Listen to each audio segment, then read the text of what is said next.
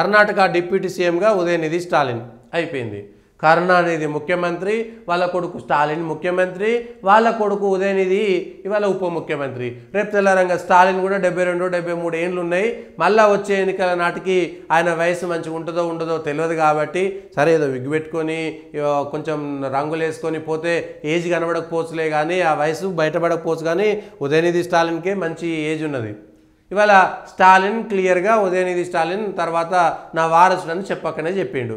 ఉప ముఖ్యమంత్రి ఉన్నాడు, పేరుకు ఉప ముఖ్యమంత్రి అయినా సరే పూర్తి స్థాయిగా ముఖ్యమంత్రి వ్యవహారాలన్నీ కూడా ఆల్రెడీ అప్పచెప్పారు, పేరుకే ఆయన ముఖ్యమంత్రి.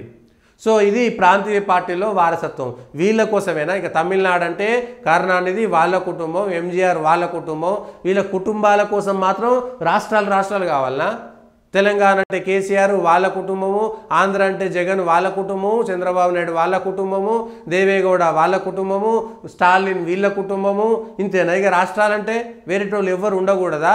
లేకపోతే ములాయం సింగ్ యాదవ్ వాళ్ళ కుటుంబము, లాలూ ప్రసాద్ వాళ్ళ కుటుంబము, వాళ్ళెవరో వీళ్ళెవరో అన్నీ ఏ రాష్ట్రానికి పోయినా వాళ్ళ కుటుంబాల చేతిలో బందీగా కోట్ల మందిని ఒక కుటుంబమా?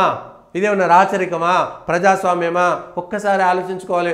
ఓట్లేసేటువంటి ప్రజలు ఆలోచించుకోవాలి. కేవలం వాళ్ళ కుటుంబం కోసం రాష్ట్రమంతా నాశనం కావాలనా? కేవలం వాళ్ళ కుటుంబం కోసమే, కేవలం వాళ్ళ కుటుంబం కోసమే, వాళ్ళ కుటుంబాల కోసమే ఇవాళ ప్రాంతీయ పార్టీల్లో అదే ఉన్నది. కేసీఆర్, కేటీఆర్, వాళ్ళ బిడ్డ, వాళ్ళ కొడుకు, వాళ్ళ అల్లుడు, వాళ్ళు తప్ప ఎవరైనా తెలంగాణకు సంబంధించినటువంటి ఒక దళితుడో బీసీఓ టీఆర్ఎస్ పార్టీకి ప్రెసిడెంట్ అయ్యిందా? ముఖ్యమంత్రి కాగలుగుతాడా? కాలేడు. మరి తెలంగాణ ప్రజలకు అదే వ్యతిరేకత వస్తుంది, వాళ్ళ కుటుంబ పెత్తనం పెద్దగా అయిపోయింది అని.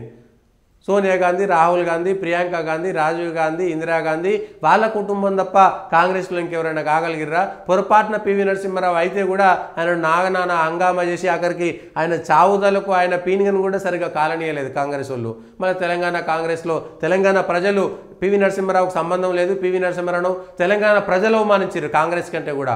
ఎందుకంటే పివి నరసింహారావుకు అవమానం జరిగితే తెలంగాణ ప్రజలు జీవితాంతం అసలు కాంగ్రెస్ కోటేయొద్దు, కానీ మళ్ళీ కాంగ్రెస్ కోటేసి ఇవాళ పివి నరసింహారావుకు అన్యాయం చేయలేదని ప్రజలే చెప్పారు. రేపు పొద్దుగాల ఏం మాట్లాడలేము.